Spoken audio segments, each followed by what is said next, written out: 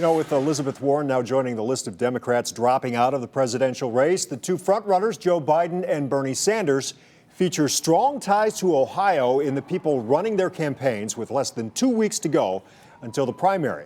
Joe Biden's campaign manager from North Royalton. Bernie Sanders' campaign co-chair, former Cleveland Councilwoman Nina Turner. News 5's John Kosick takes a look at Turner's growing role in this year's campaign. Yeah, she is one of his closest confidants in 2020, and now as a result, her name is coming up for another high-profile post. There are few in the Bernie Sanders camp more visible, more in lockstep with the presidential hopeful than his campaign co-chair, Nina Turner. He is out there doing the work to make sure that the legacy and the lives of the people that sacrifice so much are brought to bear. It was something Sanders told me in 2016 that stood out immediately to him. I'm a big fan of Nina. She has been on board for quite a while, and I think she is speaking truth to power, and not just to the African American community, but to all people. And she is a fighter, and those are the kind of people who we just love to have on board. Turner is a former Cleveland City Councilwoman and Ohio State Senator who came out initially in 2015 in support of Hillary Clinton. Then one day, my husband one day said to me, "Baby, you should listen to him.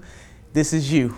She did, and she remained loyal to him, fighting for the progressive planks in the Democratic Party's platform in 2016, and was offered to be Jill Stein's Green Party running mate that year, which she declined. Still, as Sanders battles with Joe Biden for the 2020 Democratic nomination, it is Turner's name popping up as a potential running mate again, this time for Sanders. Several online betting sites like Bovada listing her just behind Georgia's Stacey Abrams as a Sanders selection.